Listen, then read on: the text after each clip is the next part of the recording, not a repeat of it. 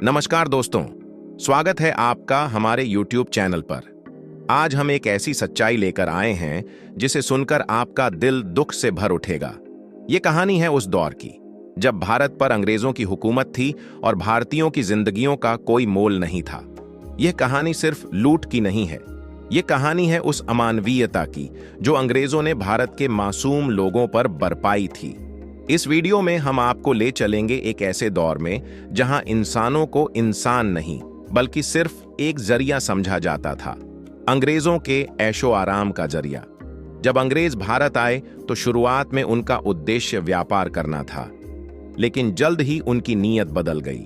उन्होंने भारत की संपत्ति, संसाधनों और श्रम शक्ति को अपना गुलाम बना लिया। वो केवल भारत का धन नहीं लूट रहे थे बल्कि भारत की आत्मा को भी रौंद रहे थे। उनकी बर्बरता का एक सबसे ज्वलंत उदाहरण था पंखा चलाने वालों की प्रथा। शायद आपने कभी सोचा भी न हो कि ठंडी हवा के लिए भी किसी को गुलाम बनाया जा सकता है, लेकिन यही हकीकत थी।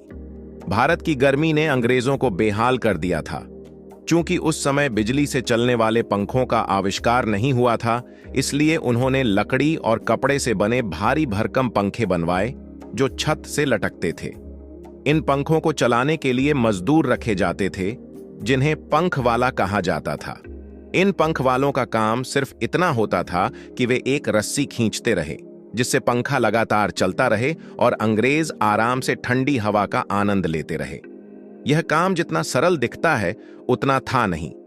पंखा चलाना एक निरंतर चलने वाली मेहनत थी जिसमें मजदूर को घंटों बिना रुके बैठकर एक ही गति से रस्सी खींचनी होती थी। अगर कभी भी वह मजदूर थक जाता, हाथों की ताकत जवाब दे जाती या एक पल के लिए भी पंखा रुक जाता तो अंग्रेजों का गुस्सा फूट पड़ता। उस मजदूर को बेरहमी से पीटा जाता, गालियां दी जाती और कई बार तो उसे भूखा प्यासा छोड़ दिया जाता। यह वो दौर था जब एक मजदूर को दिन भर की मेहनत के बाद भी एक रोटी नसीब नहीं होती थी। इतना ही नहीं, अंग्रेजों की गोपनीयता बनाए रखने के लिए अधिकतर पंख वालों को बहरे लोगों में से चुना जाता था, और यदि कोई बहरा न होता तो उसके कानों में रुई ठूंस दी जाती थी ताकि वो अंग्रेजों की बातचीत न सुन सके। कई बार कमरे की दीवार में एक छोटा सा छेद किया जाता जिससे रस्सी बाहर निकाली जाती और पंख वाला मजदूर कमरे के बाहर बैठकर लगातार रस्सी खींचता रहता। इस पूरी प्रक्रिया में मजदूर की मानसिक और शारीरिक स्थिति की कोई परवाह नहीं की जाती थी। उनका बस एक ही उद्देश्य होता, हवा देते रहना, चाहे जान ही क्यों न चली जाए। ब्रिटिश अफसरों के बंगलों में, प्रशासनिक दफ्तरों में और यहां तक कि कोर्ट रूम में भी ये पंखे लगाए जाते थे।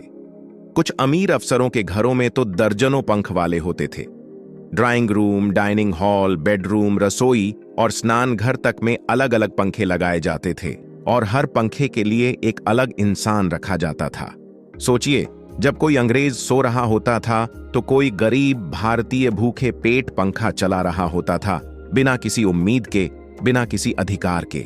इस अमानवीय प्रथा की जड़ें और भी गहरी थीं।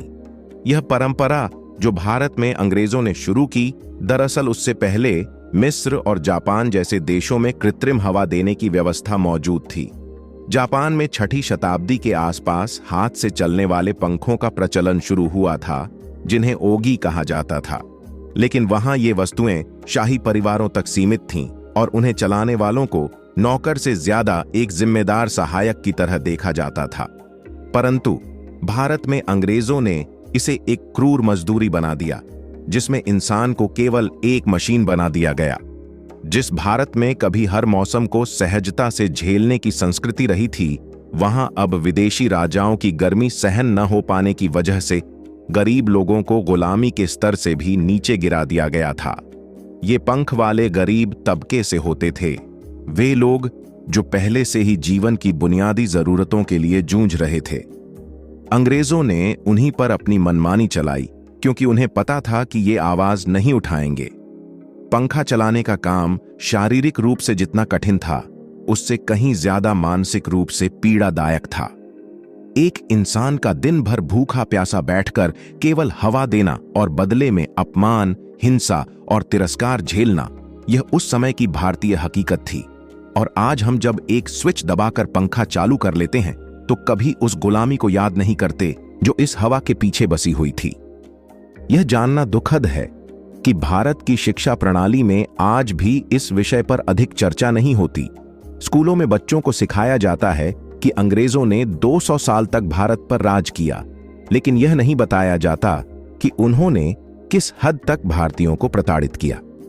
यह हमारी जिम्मेदारी बनती है कि हम अगली पीढ़ियों को सच्चाई बताएं, ताकि वे उस इतिहास से सबक ले सकें और दोबारा ऐसी गलतियों की पुनरावृत्ति न हो। आज जब हम पश्चिमी देशों की ओर आकर्षित होते हैं, उनके नागरिक बनने के सपने देखते हैं, तो हमें यह याद रखना चाहिए कि इन्हीं देशों ने कभी हमारे पुरखों को न केवल गुलाम बनाया, बल्कि उनकी अस्मिता तक को कुचल डाला।